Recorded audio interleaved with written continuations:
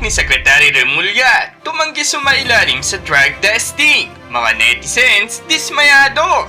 At bago tayo magpatuloy sa mga nagbabagang balita, tayo sumentro sa pagkakaisa at bagong pag-asa. Ito ang Tindig Pinas! Huwag kalimutan nilike agad ang video at kung hindi ka pa nga nakapag-subscribe, isubscribe na yan!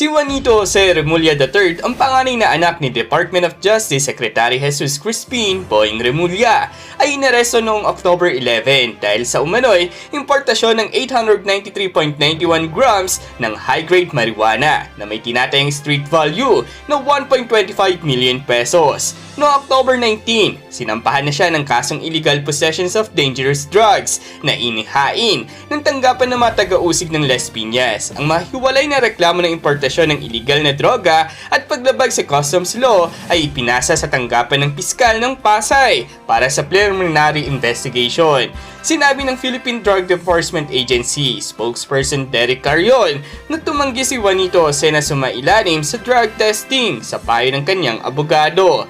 Sa pagtanggi na sumailalim sa drug testing, hiniling ni Juanito Jose ang kanyang karapatan laban sa self-incrimination. Kung magpositibo siya sa illegal na droga, maaari siyang maharap sa karagdagang reklamo sa paggamit ng illegal na droga. Ayon kasi sa report na inilabas ng Rappler sa kanilang official website, Remullà's son refuses drug test. Can a suspect do that? The Supreme Court has long ruled that requiring drug offenders to undergo drug testing is unconstitutional, but law enforcers apparently continue to do it to mostly poor drug suspects. Juanito Jose Remùllà III, the eldest son of Department of Justice Secretary Chiéf Crïspin Remùllà, was arrested on October 11 for alleged importation of 893.91 grams of high-grade marijuana with an estimated street value of 1.25 million pesos and for violating customs law. As of October 19, he has been charged with illegal possession of dangerous drugs filed by Las Piñas Prosecutor's Office. Separate complaints of importation of illegal drugs and violation of customs law have been forwarded to the Pasay Prosecutor's Office for preliminary investigation. Philippine Drug Enforcement Agency Pwede spokesperson Derek Carrion told Rappler that Juanito Jose refused to undergo drug testing on the advice of his counsel. Carrion earlier told Inquirer.net that the test was not material to the case. A drug test will likewise not be material to the other drug charges he is facing. In declining to undergo drug testing, Juanito Jose invoked his rights against self-incrimination. If he tested positive for illegal drugs, he could face an additional complaint for using illegal drugs under Section 15 of Republic 9165 or the Comprehensive Dangerous Drugs Act of 2002. Under the law, a person found guilty of using illegal drugs in first offense could face a penalty of at least 6 months of rehabilitation in a government-run center. Existing jurisprudence is clear that it was well within his rights to refuse the drug test, but some human rights advocates rail at how these same rights were denied poor drug suspects before him. What the law and Supreme Court rulings say. Section 36 of the Dangerous Drugs Act states that persons charged before the prosecutor's office with a criminal offense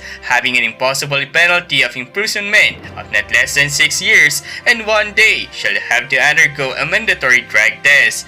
Juanito Jose should have fallen under this category because the corresponding penalties for the charge he is facing are life imprisonment and a fine ranging from 500,000 pesos to 10 million pesos. However, the Supreme Court had ruled in Social Justice Society versus Dangerous Drugs Board and PDEA, SIS versus DDB and PDEA in 2008 that this mandatory drug testing on drug offenders was unconstitutional. In the same case, which also tackled Commission on Elections Resolution number 6486, the SC also declared unconstitutional Section 36, which required all candidates for public office, whether appointed or elected, both in the national or local government, to undergo a mandatory drug test. The decision, penned by Associate Justice Presbitero Velasco enjoined all agencies from enforcing those portions of the law. A decade later, in 2018, another SC ruling came in People v. Solano, which stated that a drug test can be made upon persons who are apprehended or arrested for, among others, the importation, sale, trading, administration, dispensation, delivery, distribution, and transportation, manufacture and possession of dangerous drugs, and or controlled precursors and essential chemicals. However, the Solano ruling covered another portion of the Dangerous Drugs Act, Section 36, specific to officers and members of the military, police, and other law enforcement agencies. This ruling did not supersede the 2008 decision declaring unconstitutional the mandatory drug test on drug offenders, according to former SA spokesperson Theodore Te. Section 36 has been declared unconstitutional, so there is no basis for a mandatory drug test for those charged with offenders under RA 9165. The Solano case does not involve Section 36F. It involves Section 36E, which is specific to PNP members. They explained to Rappler what law enforcers do. Yet law enforcement agents, particularly the police, continue to include drug testing in the medical examination of arrested drug suspects. According to Christina Conti of the Public Interest Law Center, who has served as legal counsel to some families of drug war victims, Police Colonel Jean Fajardo, spokesperson of the Philippine National Police, told Rappler that the police's basis for who will undergo a drug test is based on Section 11 and Section 15 of the Dangerous Drugs Act. It's automatic that you will be made to undergo drug testing if you are arrested, particularly for violating Section 11 of Republic Act No. 9165, and that includes if you are caught in the act of using illegal drugs. You are caught conducting a pot session, Fajardo said in a mix of English and Filipino. Fajardo added, dahil ang offense niyo po ay violation in Section 11, automatic po yan. Once kayo po ay mahuli, isa-subject po kayo sa drug test. Because your offense is violation of Section 11, that's automatic. Once you are caught, you will be subjected to drug test. While the PNP spokesperson said drug testing was automatic for those caught in the act of possessing dangerous drugs, he also acknowledged that enforcers on the ground exercise discretion on whom they will subject to the procedure.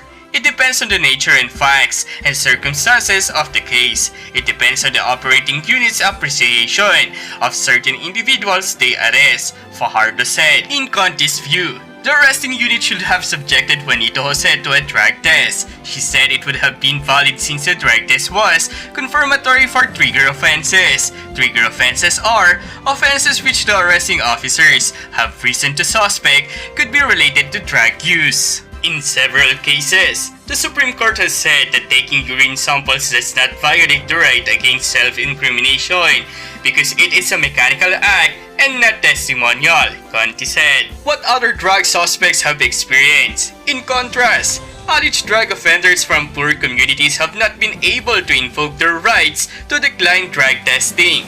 Bobby told Rappler that his brother Leonardo had been jailed at least 5 times due to drug offenses in the last 10 years. In 4 of those 5 instances, Leonardo was arrested. He was subjected to drug testing, Bobby said.